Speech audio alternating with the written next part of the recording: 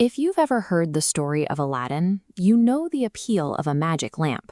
Whenever you want something, you just rub the side, a genie appears, and your wish is instantly granted. It completely solves the human problem of having unlimited wants. Unfortunately, we don't have magic lamps in reality. What we do have is pocket money, fixed salaries, and a very finite amount of time. You might want to buy every single thing you see, but because your resources are limited, you are forced to make choices. This permanent gap between our unlimited desires and limited resources is what we call scarcity. Because we can't have everything, scarcity is the root of all economic problems. The entire field of economics, therefore, is simply the study of how we choose to navigate those strict limitations.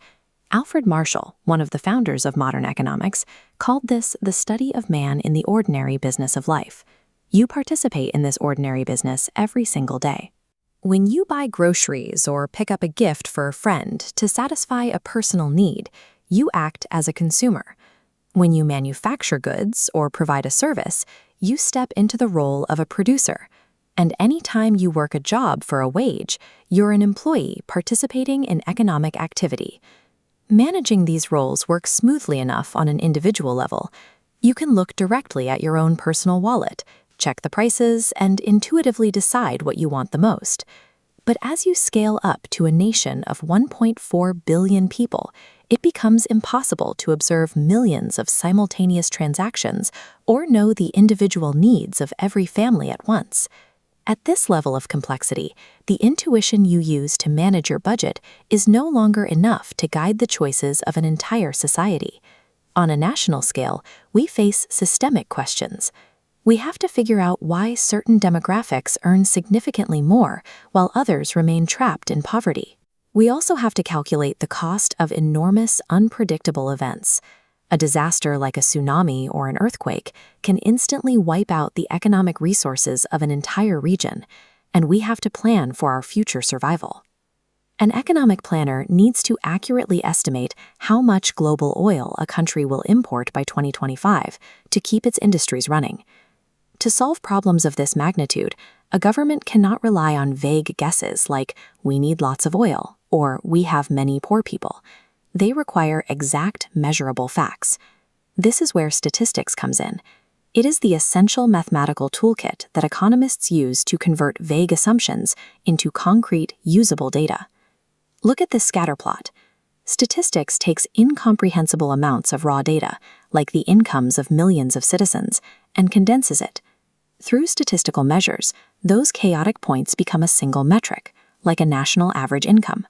Statistics also allows us to verify relationships between different economic factors to see how they influence one another. For example, an economist can use statistical methods to prove exactly what happens to consumer demand when the price of a specific commodity goes up. It can also organize qualitative data.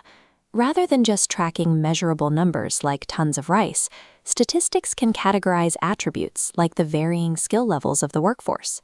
Statistics takes the overwhelming, invisible forces of human society and makes them visible, organized, and measurable on paper.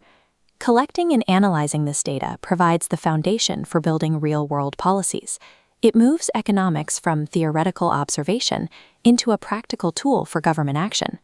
By carefully analyzing the consumption trends of the past few years, governments establish the baseline they need to predict the economic requirements of the future.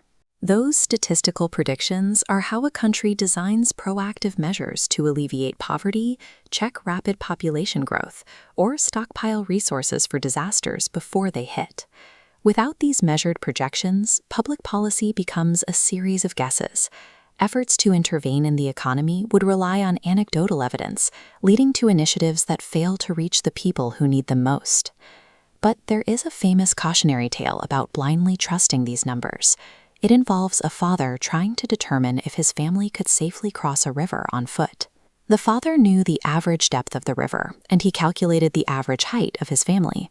Because their average height was strictly greater than the river's average depth, he assumed the crossing was perfectly safe. Several of his children drowned. The father's fatal error was relying solely on an average depth, which completely ignored the sudden, treacherous drop-offs hidden in the middle of the river. The fault here doesn't lie with the math itself. The statistical average was correct. The failure was the human misuse of that data in a complex environment. Statistics gives us the power to make massive economic forces exact and solvable. But true mastery of the ordinary business of life requires combining that hard data with inescapable human common sense.